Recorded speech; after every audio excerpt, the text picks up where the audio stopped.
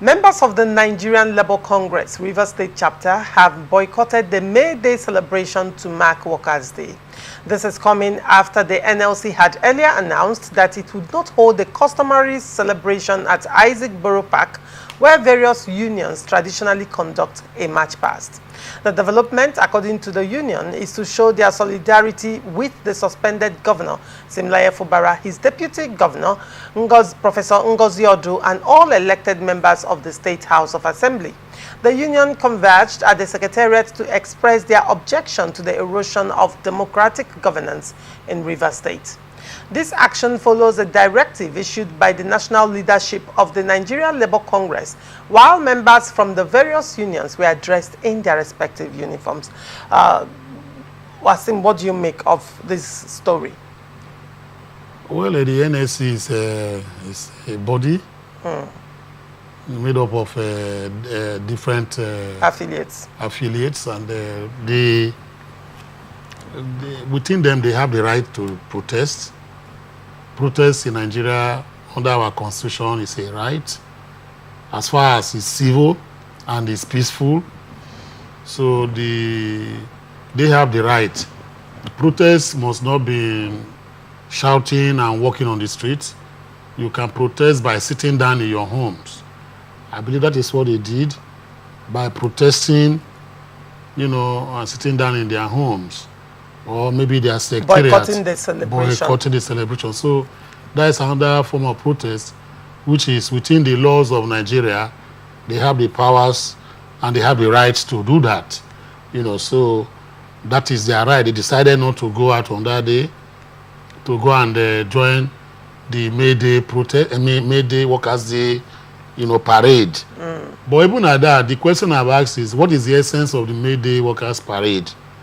Even as it is, I know that every 1st of May, workers all over the world turn out, to do not just necessarily parade, but the reason why the May Day was set up is for companies to all their employers to remember, their workers, and also to set, good standard in working places, salaries, etc., as the case may be, and celebrate the worker. That is the reason why this was done. So, but if you trying to, but in Nigeria here, we politicize May Day. May Day is not a Nigerian affair. It's recognized by international labor organizations in the world, and countries all over the world, see 1st of May as a, Workers' Day, and some countries declare public holidays, in respect because of May 1st. As the case, that is the seriousness with which it is taken. It is purely issues on labor and not political. So, but in Nigeria here, you find that most of our labor leaders, also veer into politics, which is their right to do. Like in South Africa, I remember, that you find that there's this Julius Malema is a labor, leader. He participates in politics. You also have the TUC. TUC started in South Africa from my own record in Africa here, and we copied the system here. You find out that they are all there. Oliver Tambo, etc. were all members of TUC Labour Congress and whatever in South Africa. And in Nigeria here, it's been like that. So, but the question should be asked is that what gain did they achieve by boycotting, the parade? For me, I don't see any reason. I don't see any gain there. It's just that it was a holiday. People sat in their houses and they were, eating jollof rice and pepper souping. So that is the essence. But have they been able to talk to the government of the day, whether it is still administratorship, as the case may be, or salaries, welfare of workers, as the case may be? I don't think they have achieved anything, going forward with that particular boycott. Now, a lot of them have said that the issue of sole admin is an aberration. Of course, we have, made some conjecture to that yes, it's anathema to the Constitution. But in spite of the protests, the admin is still running the state. Is still running the state. And until I want to tell people that until and unless, the courts, void that particular status, I think he will continue to operate. as the case may be. So I think, well, I didn't really see anything, too bad from boycotting, but I didn't see anything they have gained, in other words, from boycotting, that parade. All right, very well.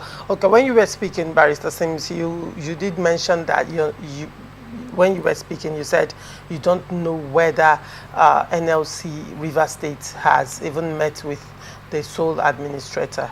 On 30th of April, that's 2 days back, the sole administrator actually did invite the union leaders, not just the NLC, but the union leaders, and they met with him and discussed with him. And the NLC Rivers State chairman, Alex Akanwo, was present in that particular meeting, and it ended well. It was even discussed on my show as well.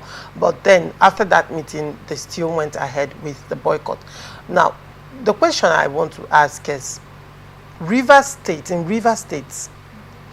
workers in Rivers State are not suffering because of the emergency rule. Now, NLC claims that they are saddled with the responsibility of workers' welfare. And, when workers, their welfare is compromised or their welfare is not taken into consideration, that can give them the premise to either picket, protest, or act, right, to protect the interest of the workers. But this appears to be a clear transition from that which NLC says that they are doing to politics, right? So my question is, going by what NLC stands for, are workers suffering in Rivers State? Would one say that the emergency rule has affected the salaries of workers, payment of salaries of workers, and general worker well-being? What do you have to say, Barrister Sims? I have not heard them complain that they have not been paid. I think the admin has done at least a month plus or thereabout. I have not heard that they have not been paid. Workers have not been paid. I have not heard also that some of the civil servants have been relieved of their duties, apart from maybe one or two high-profile civil servants like the SSG or whatever as the case may be. That I think that I don't know what happened, whether he resigned also, etc. All of that civil servants are or in their workplaces, even as I speak. Judiciary is working, the Ministry of Works, whatever, they are all working at the secretariat. Secretariat is open, and I have not seen any protests as to non-payment of their, salaries on a monthly basis and welfare packages, this period. So there's really no more to complain about if all these things are in place. But the line I want to draw is that workers, the NLC is not just made up of civil servants. You have other companies, private companies, other workers who are engaged in other, corporations that are working. Private sector. Private sectors, what we call the organized private sector, that are not, the civil service. They're not part of the civil service. The civil service all over the world just employ a tangible number of workers compared to that is employed by the private, organized private sector, as they call it. So the whole this thing looks at, NLC is trying to make it look as if it's only Rivers State civil servants that are part of the workforce, or that are the ones, saying that, they don't want the sole admin, etc., as the case may be. Other workers that are not working for the Rivers State, government, are not the civil service in Rivers State. So what do you think they're going to do? So when you ask the question whether workers are suffering, as far as I'm concerned, the civil servants have received their salaries. None of them have complained openly for us. So yeah, they've received their benefits, for the month, past, etc. Until they begin to do that, they will not know.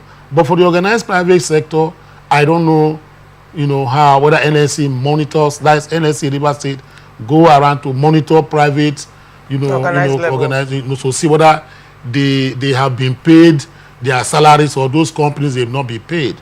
But that one, when it comes to the private sector, the organized labor, it has no direct bearing with the emergency rule. That will have to do with the company That's right. that has employed them directly and has nothing to do with the sole administrator, wouldn't you say? That's it, because even yesterday, I know that even though it was Workers' Day, a lot of companies were opened and their workers were at their duty post. You know, so many of them were at their duty post. You know, they didn't really mind whether it was a public holiday, as the case may be. So that is the situation we find ourselves. I think the Labour Congress in Nigeria, Rivers State, should better tackle for the welfare of their workers than playing politics with their association. All right.